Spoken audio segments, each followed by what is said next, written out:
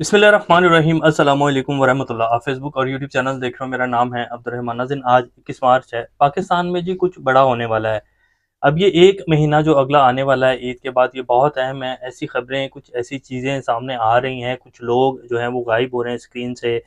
वो कौन से बड़े लोग हैं उनके हवाले से मैं आगे चलकर वीडियो में आपको बताऊँगा। लेकिन ये जो अगला 1 महीना है, ईद के बाद के जो दिन हैं, ये बड़े अहम होने जा रहे हैं, क्योंकि एक तरफ तो ऑपोज़िशन जो है वो अलायंस बनने जा रहा है। मौलाना फजलुर रहमान साहब को इमरान खान साहब ने जिस तरह ब्लैंक चेक दिया है, इमरान खान ने कहा है कि मौलाना साहब के जितने भी तहफ़्फ़ुज़ात हैं, उसको दूर किया जाए, और जो कुछ अहकामात, जो कुछ रियासत की तरफ से, इस हुकूमत की तरफ से जो इक़दामात लिए गए हैं, वो किस तरह आने वाले दिनों में जो है नाकाम होते हुए नज़र आ रहे हैं। तो ये तमाम तर तफ़सीलात, और इसके साथ-साथ एक बड़ी अफ़सोसनाक खबर जी, क्वेटा सरेआब रोड पर जबरी गुमशुदगियों के खिलाफ मुज़ाहिरा हो रहा था, जिसके ऊपर पुलिस और सिक्योरिटी नाफिज़ करने वाले इदारों की तरफ से स्ट्रेट फायरिंग की गई है, जिसमें मासूम बच्चे और कई लोगों की हलाकत की जो है वो खबर आई है। तो इसकी तमाम तर तफ़सीलात और कुछ अहम खबरें हैं जो एक हार्ड स्टेट के हवाले से हमारे जो आर्मी चीफ़ हैं उनका एक बयान आया, और उसके ऊपर अब तज़िये किए जा रहे हैं। वसतुल्लाह खान साहब डॉन न्यूज़ के बड़े सीनियर सहाफ़ी हैं, उन्होंने एक कॉलम लिखा है जी, जिसकी बीबीसी उर्दू के साथ-साथ इस टाइम पूरे पाकिस्तान में बाज़गश्त है, और उनका वो कॉलम बड़ा इंटरेस्टिंग है। उस हवाले से कुछ चीज़ें आपके सामने रखेंगे। और हुकूमत क्या कर रही है, हमारे जो वज़ीर-ए-आज़म साहब हैं, मरियम नवाज़ साहिबा इस टाइम उम्रे की अदायगी के ऊपर गए हैं सऊदी अरब, तो वहाँ से कुछ उनकी वीडियोज़ और टिकटॉक्स आ रही हैं। इसके पीछे क्या बात हो रही है, और ख़ास तौर पर सोशल मीडिया पर क्या बात हो रही है, वो तमाम तरह चीज़ें आपके सामने रखेंगे। इससे पहले अगर आप लोगों ने चैनल को सब्सक्राइब नहीं किया तो रेड बटन को प्रेस कर लें, और बेल आइकॉन को भी प्रेस कर लें, ताकि लेटेस्ट अपडेट्स आप लोगों को मिलते रहें, और ये जो हमारा ताल्लुक है ऐसे ही जुड़ा रहे। और अगर आप टिकटॉक के ऊपर ये वीडियो देख रहे हैं तो फॉलो करें और लाइक भी ज़रूर करें। तो सबसे पहले जी, क्वेटा में सरेआब रोड पर जबरी गुमशुदगियों के खिलाफ मुजाहरा हो रहा था, और क्वेटा के जो हालात हैं, बलूचिस्तान के जो हालात हैं, वो किसी से ढके छुपे नहीं है। अभी कुछ दिन पहले जो एक जाफर एक्सप्रेस के ऊपर अटैक किया गया बीएलए की तरफ से, उन्होंने इसकी ज़िम्मेदारी भी कबूल की।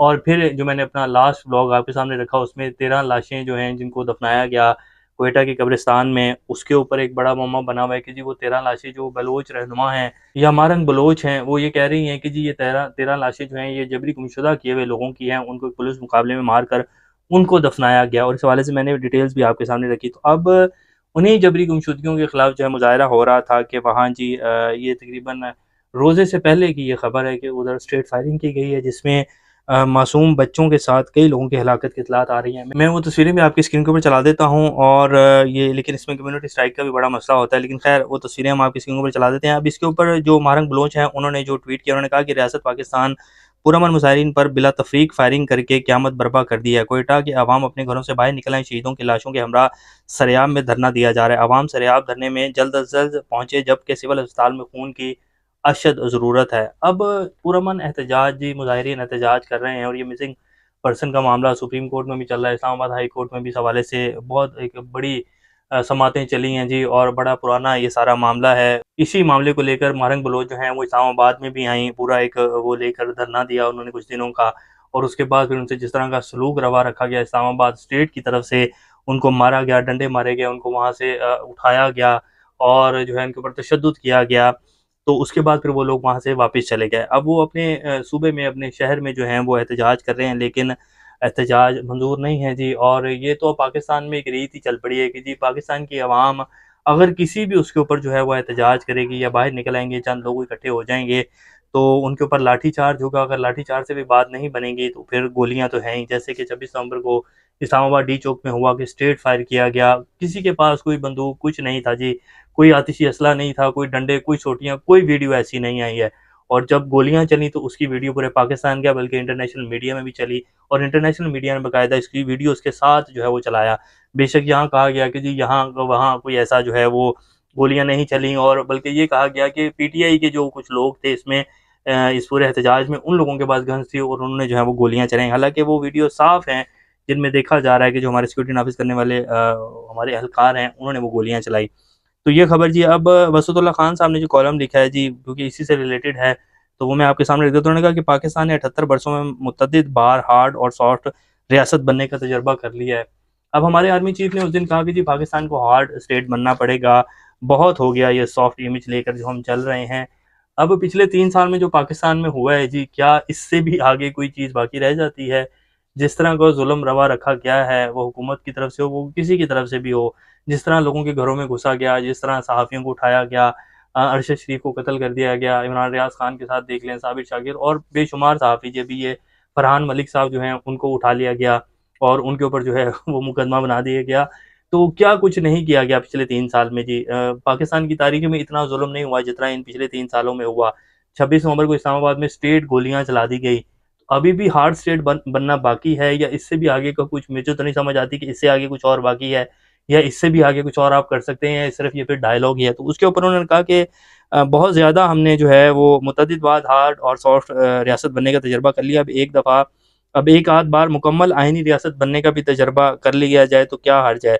ज़िंदगी भर सख्त लौंडा बनने की तगदों में आखिर कब तक दौड़ा जा सकता है। एक बड़ा लंबा आर्टिकल है, मैंने उसमें से जो क्रक्स है उस आर्टिकल का वो आपके सामने रखा है। तो बात ये है कि आखिर कब तक जी, 4 मार्शल लगा के देख लिए और जो सूरत-ए-हाल बनी है, पाकिस्तान तो लख्त हो गया। अभी भी हम जो है वो यही सोच रहे हैं कि जब भी मज़ीद हमें हार्ड स्टेट बनना है तो फिर मर्ज़ी है जी। बहरहाल ये इस टाइम जो सूरत-ए-हाल है, मुनीब फ़ारूक साहब के ऊपर आ जाते हैं, ये भी सहाफ़ी हैं जी। और इन्होंने कहा कि एस्टेब्लिशमेंट इमरान खान को कौमी मुजरिम समझती है। इमरान खान के लिए कोई रिलीफ़ नहीं है, वो जेल के अंदर हैं, वो जेल के अंदर ही रहेंगे।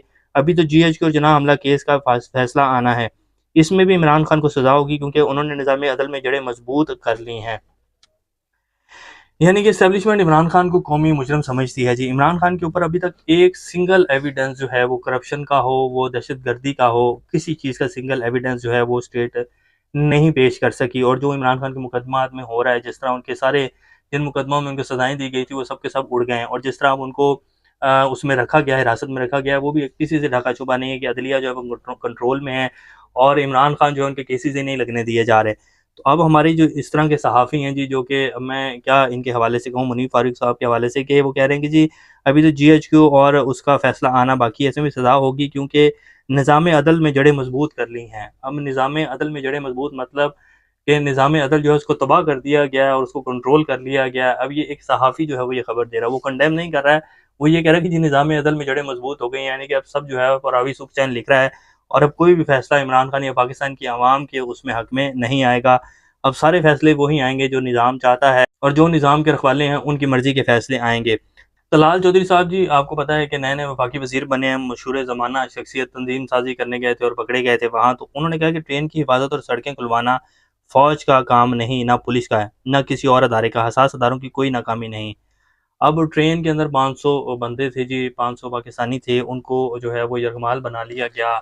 ना फ़ौज का काम है, ना पुलिस का काम है, ना एजेंसियों की कोई नाकामी है, तो फिर क्या दूसरे मुल्क की जो सिक्योरिटी फ़ोर्सेज़ हैं, वो अगर खुदा ना ख़ास्ता जो है पाकिस्तानियों को उन बीएलए के लोगों से बचाती, ये अजीब-सा जो है बयान दिया जा रहा है।